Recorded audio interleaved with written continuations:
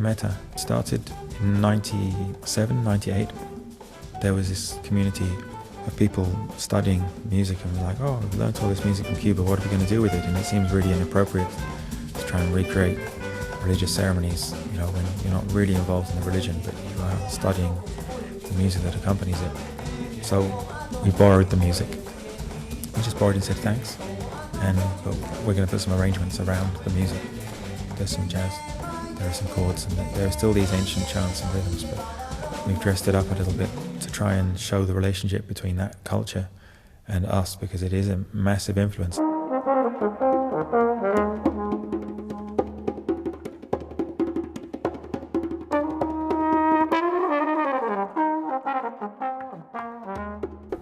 Django Bates for me has been one of the guiding forces. I think he did it by accident, because originally I was just sitting outside the Albert Hall as he was about to drop a keyboard down the steps, and I happened to catch it.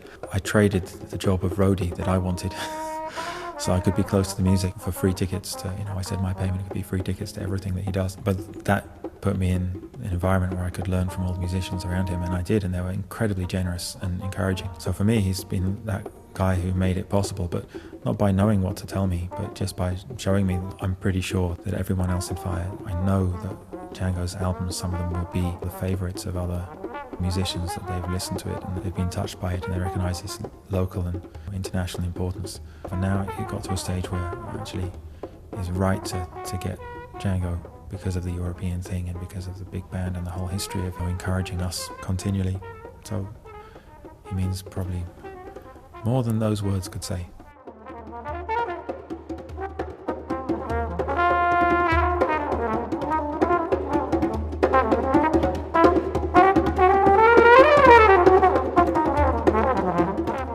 We named F-Ire in '98. Ian Latham and I were sitting around trying to work out acronyms. It's the one that survived, Fellowship for Integrated Rhythmic Expression.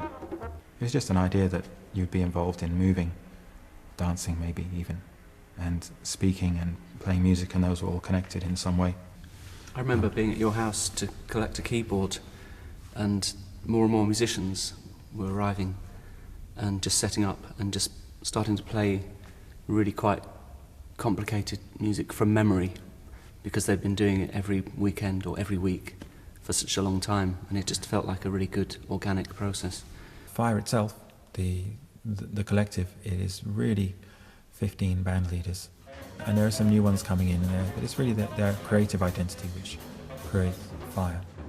The whole purpose of the F-Ire collective was to share our knowledge and opportunities, to sustain our creative opportunities, our creative lives, and the life of the community around us, informing audiences of what's going on, offering them opportunities, so that it becomes part of the creative life of the capital. I didn't want to run a sound band, I just wanted to be part of one that did the things that I'd like it to do.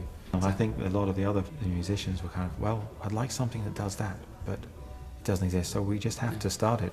And then everyone's like, wow, we like this. So we got serious, and then, you know, I went to study more, and gradually this band grew, which had a little identity, half from City University, where we had the room and the instruments, and half from the F-Ire collective. So now, 9 years later, I mean, Rhythms of the City continues. It's every Sunday, it always has done. People come in to learn rhythmic skills, kind of out of hours. It's like it is a part social environment, and it's nice to go on a gig with 20, 30 other people. I mean, you know, you don't do that often outside orchestras, and to be doing it regularly and for it not to be quite so stiff is really nice. You study other people's things pretty solidly, and now it's like, well, we've done that, and we can play Brazilian music nicely for Brazilians, but we do also play music for London. So there's a fair amount of English language stuff, and funk and hip-hop and reggae and things which have had a longer history of being here, and it's a bit of a thrill because we don't know where it's going to go next.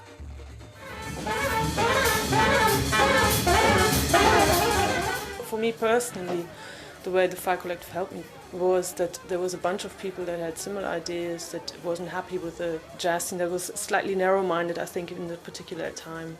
And I felt a little less isolated by having these friends. I didn't go to college. I mean, I went to college very late and just for a year. But these were the replacement of what is now for many people college. your friends that you play with, that you work stuff out with, that you hang out with, and that you know, have ideas with, so you're not just by yourself, basically. I think that was for me the biggest thing. The music I will be playing at the King's Place Festival is with my Nonette 9. It was commissioned by the Gerwood Foundation for the Cheltenham Jazz Festival 2007. And I've written a few things since then that we didn't perform there, but we will be playing that. I'm also playing with Tom Arthur's new group and the F-Ire big band. So it's a full-on few days.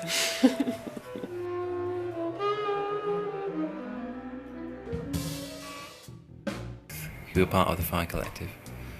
A place so big as London could be a difficult place to kind of get people together and support each other, so this is like a way of doing that, in some way of creating a community in such a huge place. It's been good, you know, to be part of it, and we can do gigs, and you know, there's a link from our website which links to that as well, so it's, you know, there's a lot of people playing really good music. I think, you know, I've been to see a lot of gigs of people that I know, and it feels like it's an inspiring time in London, and, you know, playing in Europe and being in America, it seems like people there know about London now. Tonight I'm playing with Bojan Z, who's originally Serbian but has lived in Paris for the last 15-20 years. I thought it would be nice to get him over here and play. I'm doing a few gigs at King's Place, one with my band Polar Bear, one with Basquiat Strings, Ben Davis's band, which is a string quintet with me playing drums, and then I'm playing with Johnny Phillips's band Oriole, which is sort of South American. It's very beautiful music, I think, very strong Brazilian influence, but it's quite melancholy.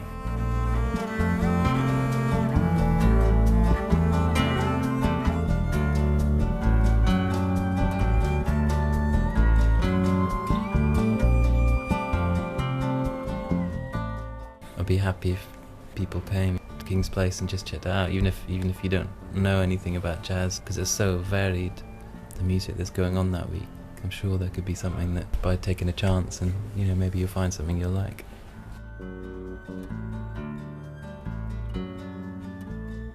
A fantastic environment, and it's not awe-inspiringly huge, this room. It's just right for creating some good music that people can hear and be close to.